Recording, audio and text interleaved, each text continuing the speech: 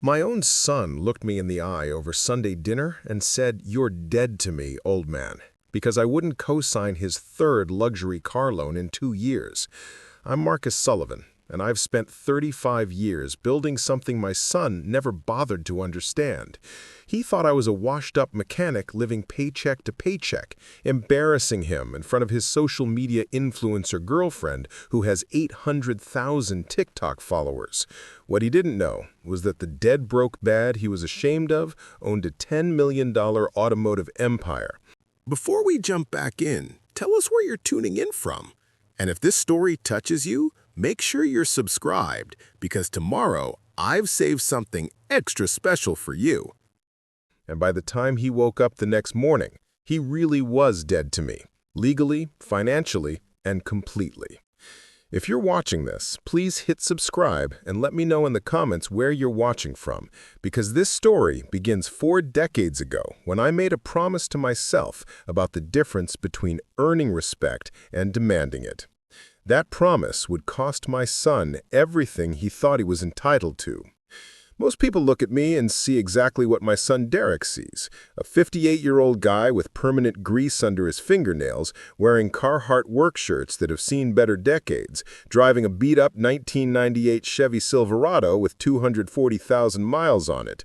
Someone who lives in the same modest ranch house I bought in 1987, shops at Costco for bulk everything, and brings homemade sandwiches to family gatherings while everyone else orders catering. Derek Sullivan Martinez, 31 years old, 50,000 Instagram followers, absolutely convinced that his old man peaked in high school and has been sliding downhill ever since. "Dad, you literally look like you work at a gas station," he told me at Christmas dinner last year when I showed up in my usual flannel shirt and work boots. "Valentina's family is going to think I come from poverty." Valentina Rodriguez, lifestyle influencer, 800,000 TikTok followers, fashion blogger with a verified Instagram account, and the woman who's convinced my son that success is measured entirely by what you can show off on social media. She drives a leased Mercedes G-Wagon that costs more per month than most people's rent, carries handbags that cost more than my monthly mortgage payment, and has never met a designer label she couldn't justify as a business expense. The first sign I was losing my son happened 8 months ago. He started apologizing for me before I even arrived at places. My dad's kind of old school, blue collar. I'd hear him tell Valentina's friends. He doesn't really understand modern success metrics. Success metrics. Like the metrics that had kept him fed, clothed, and housed for 31 years were somehow inadequate. The second sign came when he stopped visiting my house entirely. "It's just easier to meet at restaurants," he explained when I asked why he never brought Valentina over anymore. "The neighborhood isn't really her vibe." The neighborhood that had been good enough for him to grow up in suddenly wasn't good enough for him to be seen in. The third sign was when he started lying about what I did for work. I overheard him at his birthday party telling someone that I was between jobs and figuring things out at his age. Between jobs, after 35 years of running the same business. What Derek doesn't know is that I've been watching his social media accounts for months, watching him show off the $85,000 BMW I co-signed for 2 years ago, the $45,000 Rolex I bought him for his 30th birthday, the $3,200 monthly rent for his downtown loft that comes out of my business account automatically. In his world, he earned it all through his consulting work and Valentina's brand partnerships.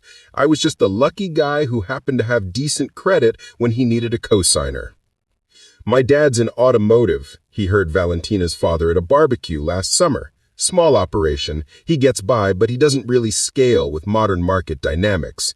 Modern market dynamics, as if the principles of supply, demand, and customer service had somehow evolved beyond my comprehension. Valentina found this charming, apparently. "It's so authentic," she told her followers in a TikTok video filmed at that same barbecue with my house visible in the background. "Derek's keeping it real despite having access to more sophisticated opportunities." More sophisticated opportunities, the ones that I'd apparently been too simple to recognize. But the breaking point wasn't the condescension or the lies or even the complete dismissal of everything I'd built. It was what happened 3 weeks ago when Derek brought Valentina to Sunday dinner to discuss what he called family financial planning. They arrived 45 minutes late, both staring at their phones as they walked through my front door. Valentina immediately started taking photos of everything, not the family photos or the comfortable furniture I saved years to buy, but the outdated appliances, the worn carpet, the wallpaper I installed myself in 1995. "Derek's been filling me in on the family situation," she announced before we'd even sat down to eat. "We think it's time to have some realistic conversations about long-term financial stability." Long-term financial stability from a woman whose entire income depended on teenagers watching her put on makeup. "What kind of conversations?" I asked, serving the pot roast I'd spent 4 hours preparing. "Well, we've been looking at properties," Derek said, not making eye contact. "Valentina and I want to start building real wealth, not just getting by month to month." Getting by month to month, while living in a loft I paid for, driving a car I co-signed, wearing clothes purchased with money I transferred to his account every month. In his world, he earned it all through his consulting work and Valentina's brand partnerships. I was just the lucky guy who happened to have decent credit when he needed a cosigner. "My dad's in automotive," I heard Valentina tell her father at a barbecue last summer. "Small operation. He gets by, but he doesn't really scale with modern market dynamics." Modern market dynamics, as if the principles of supply, demand, and customer service had somehow evolved beyond my comprehension. Valentina found this charming, apparently. "It's so authentic," she told her followers in a TikTok video filmed at that same barbecue with my house visible in the background. "Derek's keeping it real despite having access to more sophisticated opportunities." More sophisticated opportunities, the ones that I'd apparently been too simple to recognize. But the breaking point wasn't the condescension or the lies or even the complete dismissal of everything I'd built. It was what happened 3 weeks ago when Derek brought Valentina to Sunday dinner to discuss what he called family financial planning. They arrived 45 minutes late, both staring at their phones as they walked through my front door. Valentina immediately started taking photos of everything, not the family photos or the comfortable furniture I saved years to buy, but the outdated appliances, the worn carpet, the wallpaper I installed myself in 1995. "Derek's been filling me in on the family situation," she announced before we'd even sat down to eat. "We think it's time to have some realistic conversations about long-term financial stability." Long-term financial stability from a woman whose entire income depended on teenagers watching her put on makeup. "What kind of conversations?" I asked, serving the pot roast I'd spent 4 hours preparing. "Well, we've been looking at properties," Derek said, not making eye contact. "Valentina and I want to start building real wealth, not just getting by month to month."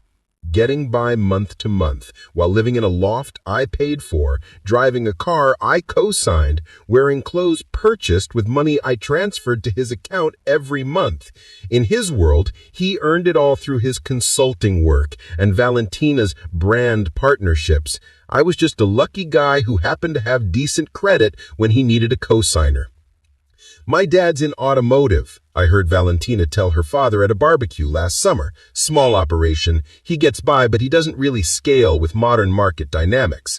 Modern market dynamics, as if the principles of supply, demand, and customer service had somehow evolved beyond my comprehension. Valentina found this charming, apparently.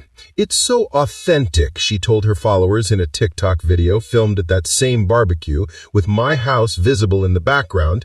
"Derek's keeping it real despite having access to more sophisticated opportunities."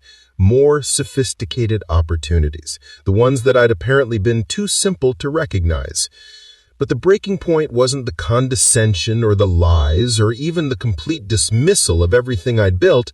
It was what happened 3 weeks ago when Derek brought Valentina to Sunday dinner to discuss what he called family financial planning. They arrive 45 minutes late, both staring at their phones as they walk through my front door. Valentina immediately started taking photos of everything. Not the family photos or the comfortable furniture I saved years to buy, but the outdated appliances, the worn carpet, the wallpaper I installed myself in 1995. Preparing and narrating this story took us a lot of time, so if you are enjoying it, subscribe to our channel. It means a lot to us. Now back to the story. Derek's been filling me in on the family situation, she announced before we'd even sat down to eat. We think it's time to have some realistic conversations about long-term financial stability. Long-term financial stability from a woman whose entire income depended on teenagers watching her put on makeup. What kind of conversations? I asked, serving the pot roast I'd spent 4 hours preparing. Well, we've been looking at properties, Derek said, not making eye contact. Valentina and I want to start building real wealth, not just getting by month to month. Getting by month to month, while living in a loft I paid for, driving a car I co-signed, wearing clothes purchased with money I transferred to his account every month. In his world, he earned it all through his consulting work and Valentina's brand partnerships. I was just the lucky guy who happened to have decent credit when he needed a co-signer. What Derek didn't know was that his embarrassing father had been watching his TikTok collaborations with Valentina for months. Videos where they joke about old people who don't understand passive income and parents who are stuck in the past. Content where Valentina would roll her eyes about Derek's dad who still thinks working with your hands means something. They'd gotten 2.3 million views on a video titled, "When Your Boyfriend's Family Doesn't Match Your Aesthetic," filmed outside my house after one of our Sunday dinners. The comments were brutal. "Girl, you're gonna have to train that family up. Some bloodlines just don't understand elevation. Derek better distance himself from that energy if he wants to level up with you." Valentina had hearted dozens of these comments, including one that said, "Honestly, babe, family can hold you back if you let them." Derek had been liking every single comment that criticized me, his own father. But the escalation didn't stop with social media mockery. 3 months ago, Derek started bringing his problems to me differently. Not as a son asking his father for advice, but as someone managing a liability. "Dad, we need to talk about your presentation," he announced during what I thought was a casual lunch. Valentina is building relationships with some high-net-worth individuals, and family image is part of her personal brand. Family image, like I was a prop in someone else's performance. What's wrong with my presentation? Nothing's wrong with it for what you do, but when you're around our circle, it sends the wrong message about our family's trajectory. Our family's trajectory, determined by a TikTok influencer's brand strategy. He'd brought printed materials, a 3-page document titled Image Alignment Strategy for Extended Network Events, bullet points about appropriate attire for mixed social settings, and conversation topics that align with aspirational messaging. "Derek, you wrote me a manual for how to act around your girlfriend's friends? I wrote you a guide for how to represent our family in professional social environments." Professional social environments, like birthday parties at rooftop bars. What happens if I don't follow your guide? Derek's jaw tightened. Then maybe it's better if you don't attend events where network building is happening. Network building. At his girlfriend's influencer meetups. The second escalation came 6 weeks ago when Derek informed me that he and Valentina were restructuring their financial architecture and needed to optimize family resource allocation. "Dad, Valentina's accountant ran some projections. We think there are better ways to structure the support you provide." The support I provide, like monthly transfers to his checking account were some kind of business partnership. What kind of restructuring? Instead of the random amounts you transfer when I have expenses, we want to set up a systematic monthly investment in our joint ventures. Joint ventures, his rent and car payments. How much systematic investment? $5,000 monthly would let us plan more strategically. Plus, we need the BMW lease transferred entirely to your name so it doesn't impact our debt-to-income ratios for the Austin property. $5,000 monthly, plus a $847 car payment for their strategic planning. "Derek, where do you think I get $5,000 every month?" "Dad, I know money's tight, but this is an investment in family legacy building. When Valentina hits her follower milestones and we close on the Austin property, the returns will benefit everyone. Returns that would benefit everyone, using money that came from me. But the final escalation happened 2 weeks before the dinner confrontation when Derek brought Valentina to my house to conduct what they called a family asset assessment. They arrived with clipboards and a measuring tape. Valentina immediately began photographing every room while Derek made notes about optimization opportunities. Dad, Valentina's been studying real estate investment strategies, and she's identified some inefficiencies in how you're utilizing this property. Inefficiencies? In the house I'd lived in for 36 years. What kind of inefficiencies? Valentina looked up from her phone, where she'd been researching comparable sales. Marcus, you're sitting on approximately $340,000 in equity, but you're not generating any return on that investment. Meanwhile, Derek and I are paying $3,200 monthly for 1,200 square feet when we could be building ownership and appreciating assets. You want to move into my house? We want to optimize the family's real estate portfolio, Derek corrected. You're not using 3 of these 4 bedrooms. We could move in, take over the mortgage payments, and everyone benefits from shared expenses while we build toward the Austin investment. Everyone benefits, while I become a tenant in my own home. What would happen to my privacy, my space, my independence? Derek looked genuinely confused by the question. Dad, you'd still have your bedroom in the garage workshop. We'd just be sharing common areas and making better use of underutilized square footage. Underutilized square footage. The rooms where I raised him by myself for 19 years. And if I said no? Valentina stepped in smoothly. Marcus, we're not trying to displace you. We're trying to create a situation where everyone's resources are working smarter, not harder. Working smarter. By moving into my house and taking over my mortgage. We've already talked to a mortgage broker. With Valentina's projected income and my consulting revenue, we could refinance the house for enough cash to cover the Austin down payment plus renovations to modernize this place.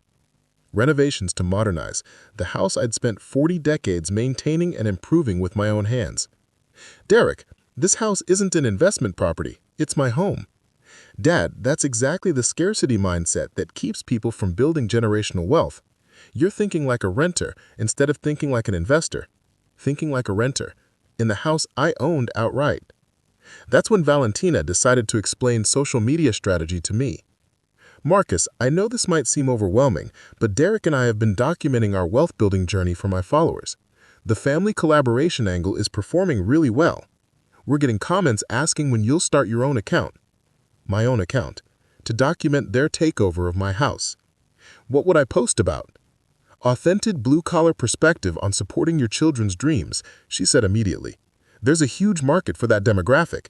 Dads learning to embrace their kids' modern success strategies. Embrace their success strategies, while they took over my life. Derek was nodding enthusiastically. Dad, you could be like the wise elder who's proud of how his son surpassed him.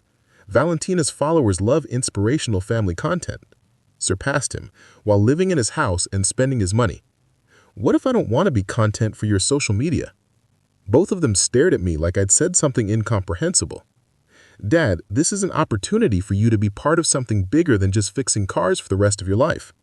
Something bigger than fixing cars, the career that had paid for his entire existence. What if I like fixing cars? Valentina laughed, actually laughed. Marcus, nobody dreams of working in a garage until they die. This is your chance to evolve. My chance to evolve. Into a content creator for their audience. That night, after they left with their clipboards and their refinancing projections and their social media strategy, I sat in my kitchen looking at the house I'd nearly lost to bankruptcy twice, rebuilt from the foundation up during the 2008 recession, and defended from foreclosure by working 16-hour days for 3 straight years. The house where I'd raised him by myself after his mother decided single motherhood wasn't compatible with her wellness journey. The house where I'd helped him with homework at the same kitchen table where he just told me I wasn't utilizing space efficiently. He had genuinely believed I was a failure who'd gotten lucky with real estate timing. He thought my business was a hobby that barely paid bills. He assumed my house was my only asset and not a particularly impressive one. Derek had no idea what his father actually did for work, how much money I actually made, or what I'd actually built over 35 years of 5 a.m. starts and midnight finishes. He was about to find out. The folder I brought back to the dinner table contained documents Derek had never seen because he'd never asked what his father did after he left the house each morning at 5 a.m. He'd assumed I spent my days under the hood of some stranger's broken-down sedan, earning just enough to keep the lights on and put food on the table. Derek, you said I don't understand modern market dynamics. You're right. I understand something much older and more reliable. I opened the folder. The first document was a business license, dated 1989. Sullivan Automotive Solutions, LLC.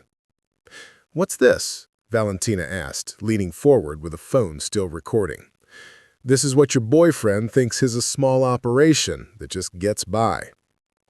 Derek glanced at the paperwork dismissively. "Dad, I know you have a business license. Everyone who works on cars needs one."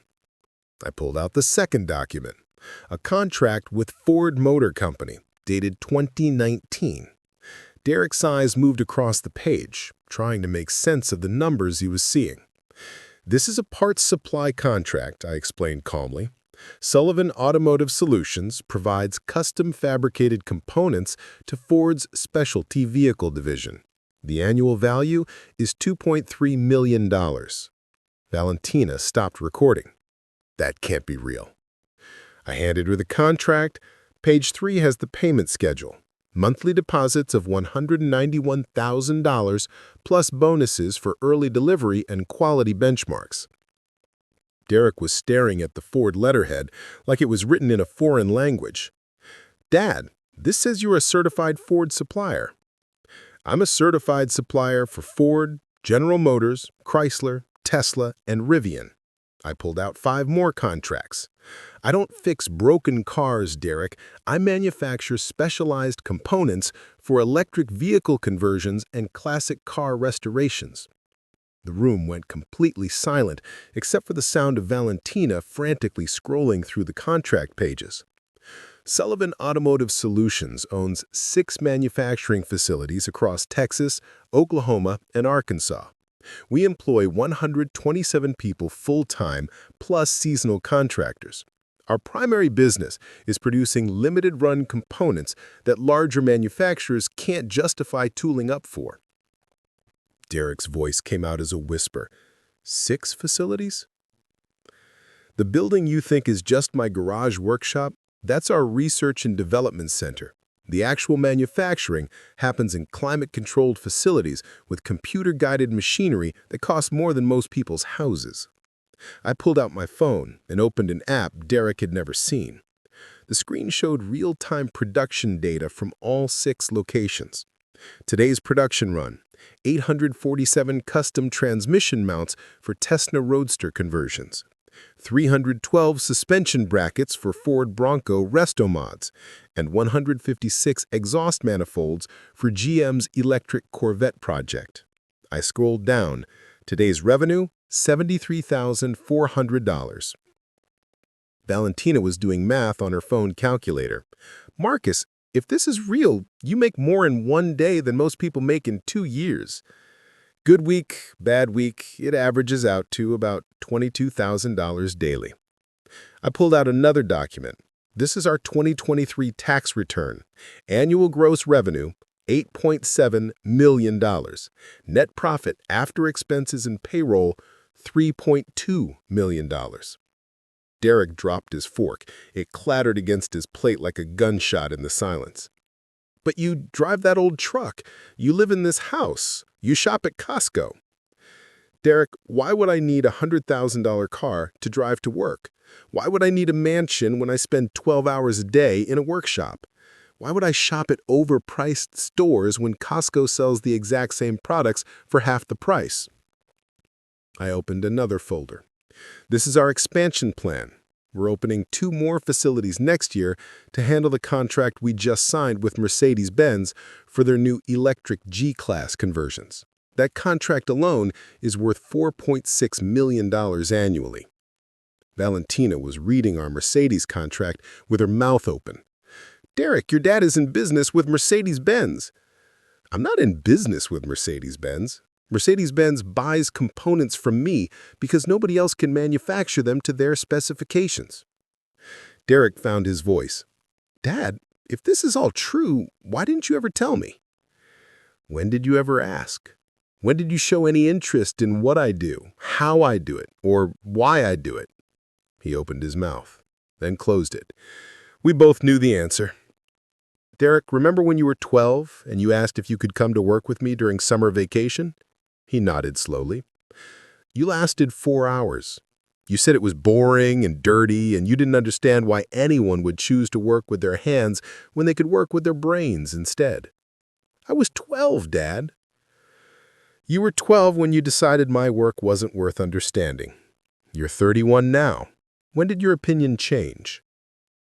Derek couldn't answer because his opinion had never changed, it had only gotten stronger. Valentina, you asked about modern market dynamics. Let me explain. The dynamics that built this business. I pulled out a market analysis report. The custom automotive components market is projected to reach $847 billion globally by 2030.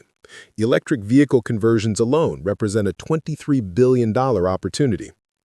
She was reading the report like she was cramming for a final exam. Classic car restoration is a $4.2 billion annual market in the United States. Specialty racing components add another $1.8 billion. Tesla aftermarket modifications represent the fastest-growing segment at 47% annual growth. I showed them both a photo on my phone.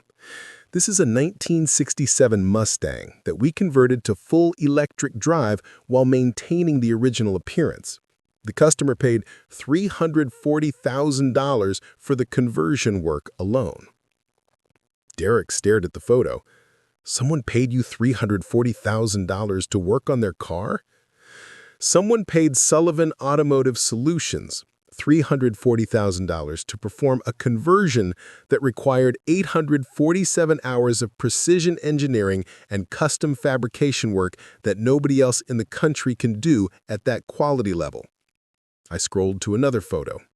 This is a Tesla Model S that we modified for a collector who wanted 1,200 horsepower instead of the factory 670. Total project cost, $180,000. Dad, Derek said weakly, I had no idea. You had every opportunity to have an idea. You chose not to take those opportunities. Valentina was frantically calculating numbers on her phone calculator. Marcus, if your dad makes $3 million a year in profit, why does he need us to optimize his house? The question hung in the air like smoke. I don't need you to optimize anything, I said calmly. I never needed your asset assessments, your refinancing strategies, or your family financial planning.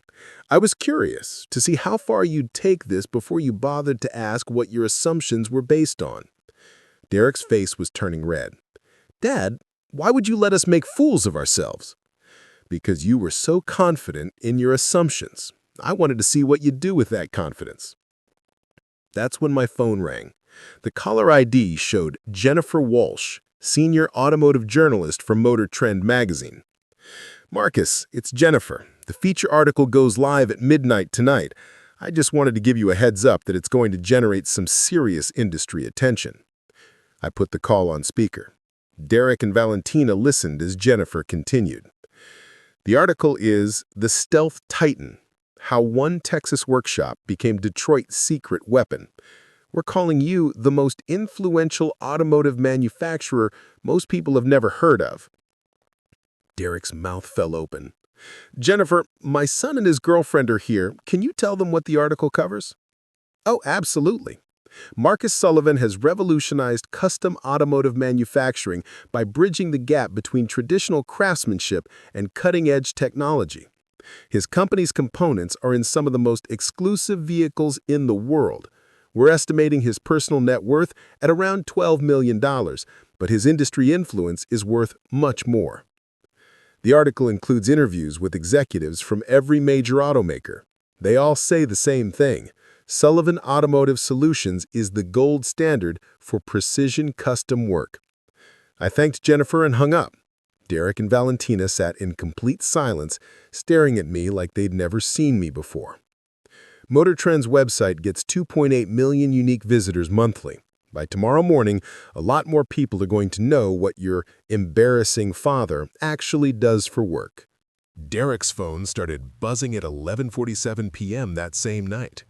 The Motor Trend article had gone live 13 minutes early, and automotive enthusiasts across the country were sharing it faster than Valentina's TikToks had ever spread. By midnight, his notifications were exploding with tags, mentions, and messages from people who couldn't believe what they were reading. "Derek, bro, your dad is in Motor Trend magazine." "Dude, is this your father? The guy with the Tesla contracts?" "Marcus Sullivan is your dad? He's legendary in the car scene." But the social media storm was just beginning. At 6:15 the next morning, my phone rang with a call that would change everything Derek thought he knew about consequences. "Mr. Sullivan, this is Amanda Chen from Goldman Sachs Private Wealth Management. We saw the Motor Trend article and we'd like to discuss some investment opportunities with you." Goldman Sachs? Calling me at 6:15 in the morning because of a magazine article? Derek was in my kitchen when the call came through. He'd apparently spent the night reading every comment, every share, every reaction to the article that revealed who his father really was. His eyes were red from staring at screens, and he looked like he hadn't slept. "Dad, Goldman Sachs is calling you?" I put the call on speaker. Amanda Chen's voice filled the kitchen with the kind of respect Derek had never heard anyone use when talking to his father. "Mr. Sullivan, based on your company's growth trajectory and the expansion plans mentioned in the Motor Trend piece, we believe you might benefit from some strategic investment structuring. Would you be available for a consultation this week?" "Amanda, what kind of consultation?" "We're looking at potentially establishing a private equity fund focused on specialty automotive manufacturing. Your company would be the anchor investment, but we think there's an opportunity to scale this model across the entire custom automotive sector." Derek was staring at me like I was speaking a foreign language. "What kind of scale are we talking about?" "Initial fund target would be $500 million, with your company contributing approximately 20% of the assets. We project the fund could reach $2 billion within 5 years if the automotive electrification trend continues at current pace." $2 billion. Derek's mouth fell open. I thanked Amanda and told her I'd consider her proposal.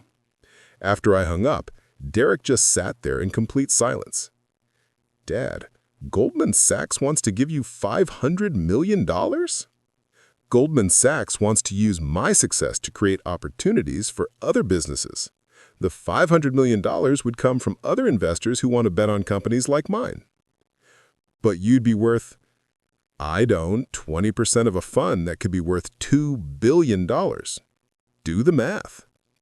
Derek's phone buzzed with another notification, then another. Then it started buzzing continuously. "What's happening?" I asked. He showed me his screen. Valentina's TikTok account was imploding in real time. Someone had connected the dots between her videos mocking Derek's broke dad and the Motor Trend article about Marcus Sullivan, automotive manufacturing titan. The comments were brutal. "Girl, you called a millionaire embarrassing? This is why you don't judge people by their work clothes. Imagine trying to optimize a multi-millionaire's house. Delete your account before this gets worse." But it was already getting worse, much worse. Someone had screen recorded all of Valentina's videos about me and compiled them into a TikTok that was going viral for all the wrong reasons. The compilation showed her laughing about old people who don't understand passive income, rolling her eyes about Derek's dad who thinks working with your hands means something, and explaining to her followers how she was helping Derek's family transition to a more sophisticated lifestyle. The compilation had 1.2 million views in 6 hours. The comments were savage. This aged like milk. Valentina really thought she was educating a secret millionaire. The secondhand embarrassment is real. This is what happens when you judge books by their covers. Derek showed me another video. Someone had found Valentina's TikTok about when your boyfriend's family doesn't match your aesthetic, the one filmed outside my house, and stitched it with screenshots from the Motor Trend article. She really called a $12 million net worth not matching her aesthetic, the caption read. The video had 800,000 views and climbing. Derek's phone rang. It was Valentina, calling from what sounded like a bathroom stall, crying. "Derek, I need you to make it stop. People are finding every video I ever made about your dad. My follower count is dropping by thousands every hour. Brands are canceling partnerships because they don't want to be associated with someone who lacks basic respect for working families." She was sobbing now. "Fashion Nova just terminated my contract. They said my content doesn't align with their values of respecting all types of success. Revolve is asking for their clothes back. My management company dropped me this morning." Derek was looking at me like this was somehow my fault, like I had caused this by not warning them that their mockery would have consequences. "Dad, can you do something? Can you make a statement or something?" "Derek, what kind of statement would I make?" "I don't know. Tell people it was just family drama, that you're not really upset about the videos." I looked at my son, the man who had spent months allowing his girlfriend to publicly mock his father, who had liked every comment that called me a failure, who had brought measuring tape to my house to assess my assets for their benefit, and realized he still didn't understand what had actually happened. "Derek, I didn't cause this situation. Valentina caused this situation by posting content that made fun of people who work with their hands. The internet caused this situation by holding her accountable for that content. But you could stop it." "How?" "By telling people that you don't care about the videos, that it was just a misunderstanding." "But it wasn't a misunderstanding, Derek. It was exactly what it looked like. Valentina saw a man in work clothes and decided he was inferior to her. She made content about that assumption. Now she's learning that assumptions have consequences." Derek's phone buzzed with another notification, then another. Then it started buzzing continuously. "What's happening?" I asked. He showed me his screen. Valentina's TikTok account was imploding in real time. Someone had connected the dots between her videos mocking Derek's broke dad and the Motor Trend article about Marcus Sullivan, automotive manufacturing titan. The comments brutal. "Girl, you called a millionaire embarrassing. This is why you don't judge people by their work clothes. Imagine trying to optimize a multi-millionaire's house. Delete your account before this gets worse." But it was already getting worse, much worse. Someone had screen recorded all of Valentina's videos about me and compiled them into a TikTok that was going viral for all the wrong reasons. The compilation showed her laughing about old people who don't understand passive income, rolling her eyes about Derek's dad who thinks working with your hands means something, and explaining to her followers how she was helping Derek's family transition to a more sophisticated lifestyle. The compilation had 1.2 million views in 6 hours. The comments were savage. This aged like milk. Valentina really thought she was educating a secret millionaire. The secondhand embarrassment is real. This is what happens when you judge books by their covers. Derek showed me another video.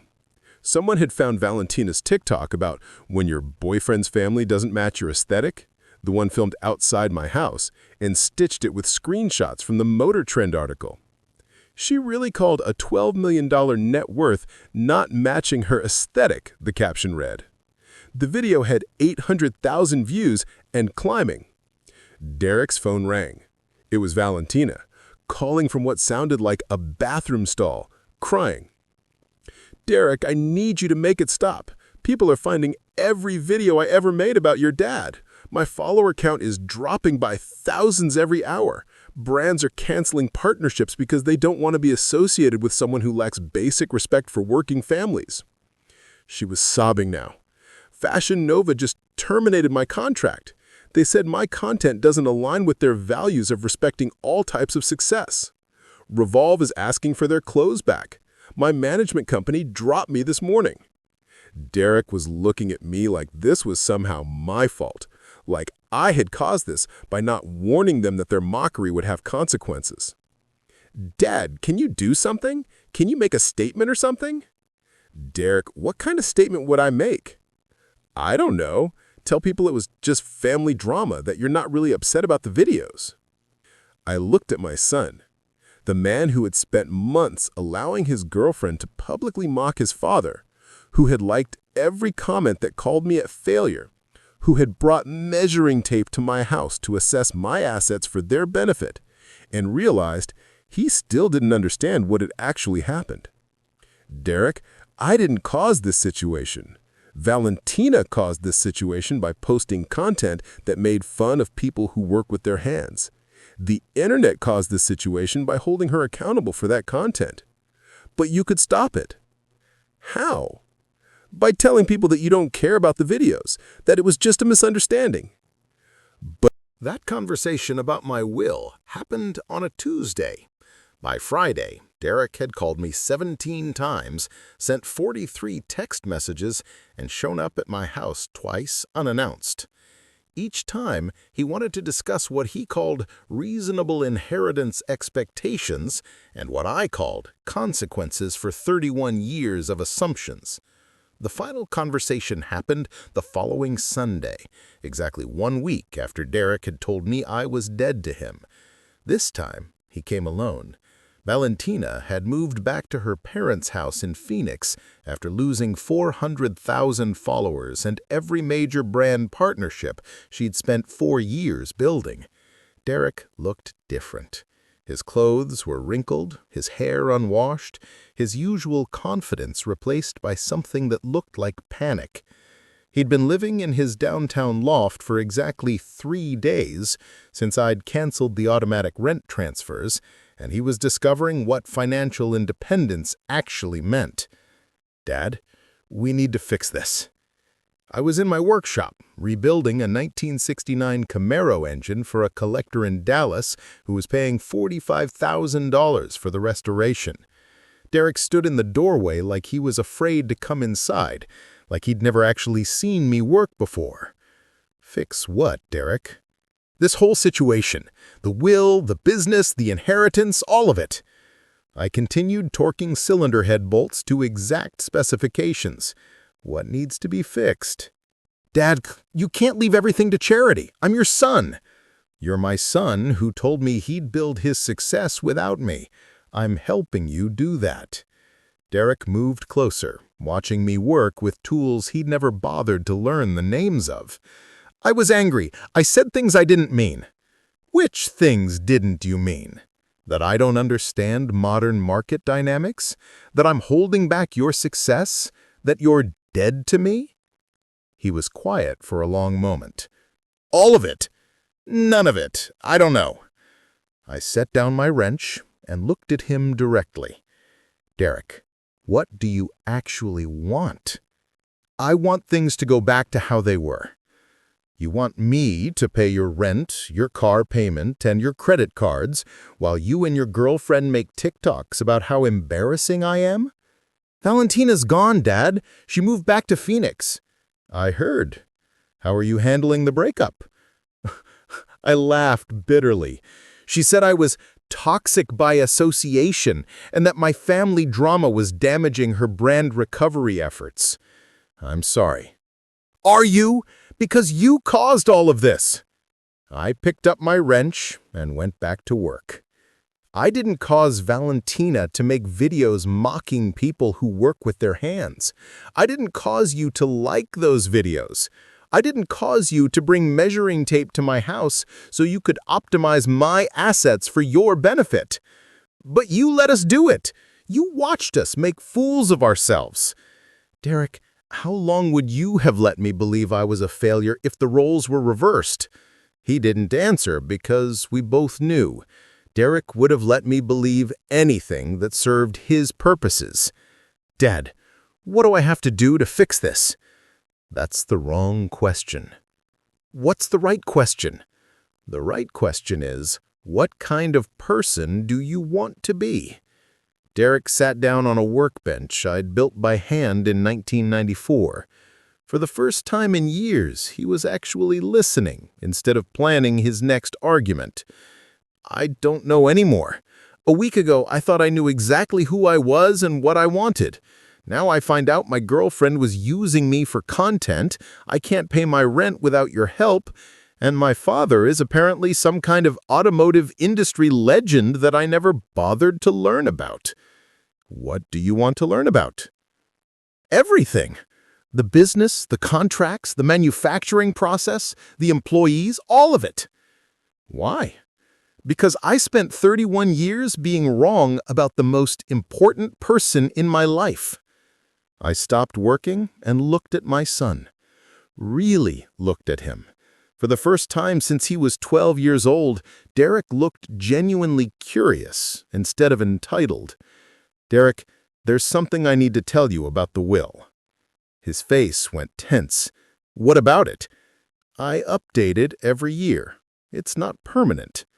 What does that mean?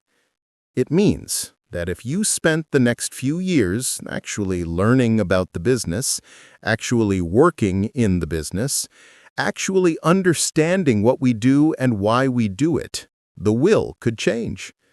His eyes widened. You'd consider leaving me the business? I'd consider leaving the business to someone who earned it. Whether that's you depends entirely on who you choose to become. What would I have to do? I handed him a work shirt with Sullivan Automotive Solutions embroidered on the pocket. Start by showing up tomorrow morning at 6 a.m. Jake will teach you how to operate the CNC machines. You'll start at $18 an hour, same as every other new employee. Derek stared at the shirt. $18 an hour? You'll also need to find a place you can afford on $18 an hour, since the downtown loft payments stop permanently next week. Dad, I can't live on $18 an hour. 127 people work for this company. All of them live on their paychecks. Are you saying you're too good to do what they do? Derek was quiet for a long time. Then he asked, what if I'm not good at it? Then you'll learn to be good at it, or you'll find something you are good at. What if I hate it? Then you'll hate it while you're learning skills that might lead to something you don't hate. What if this doesn't work out? Then you'll have learned something about yourself, and about work, and about earning what you want instead of assuming you deserve it. Derek held up the work shirt. If I do this, if I actually show up and learn the business and work my way up, you'll change the will? Derek, I'll change the will when you prove you understand the difference between inheriting money and inheriting responsibility. 6 months later, Derek had his own apartment, a one-bedroom place that cost $1,200 a month and required him to budget carefully on his machinist salary. He'd learned to operate 3 different types of manufacturing equipment, earned his forklift certification, and was halfway through the company's apprentice program. He'd also started dating Sarah, one of our quality control engineers, who made more money than he did and didn't care about his social media presence because she was too busy designing precision testing equipment for Tesla components. On Christmas morning, Derek showed up at my house wearing work boots instead of designer sneakers. He brought Sarah, who wanted to see the R&D facility where the prototype Tesla parts were developed. After dinner, I handed Derek an envelope. "What is this?" he asked. "Your Christmas present." Inside was a revised will, dated 3 days earlier. Derek Sullivan was now listed as the primary beneficiary of Sullivan Automotive Solutions, with the condition that he complete the company's full apprentice program and serve as operations manager for at least 2 years before assuming ownership. Derek read the document twice, then looked up at me with tears in his eyes. "Dad, why didn't you just tell me about the business from the beginning?" "Because you wouldn't have listened. You had to want to know." What if I'd never wanted to know? Then the original will would have stood, and the business would have gone to people who appreciated what it represented. Derek folded the will carefully and put it back in the envelope. Thank you. Don't thank me yet. Thank me in 2 years when you're ready to run a company that employs 127 families and generates 8 figures in annual revenue. Dad, what if I mess it up? Then you'll fix it. That's what we do in this business. We take broken things and make them work better than they did before. Derek smiled. For the first time in 20 years, it looked genuine. That night, as I watched my son explain transmission engineering to his girlfriend in my workshop, I realized something important. Sometimes the best inheritance you can give someone isn't money or property or business assets. Sometimes it's the opportunity to discover who they really are when everything they thought they wanted gets taken away. Derek had spent 31 years assuming he knew what success looked like. It took losing everything to learn that success isn't what you can take from others. It's what you can build with your own hands. Up next, you've got 2 more standout stories right on your screen. If this one hit the mark, you won't want to pass these up. Just click and check them out. And don't forget to subscribe and turn on the notification bell so you don't miss any upload from us.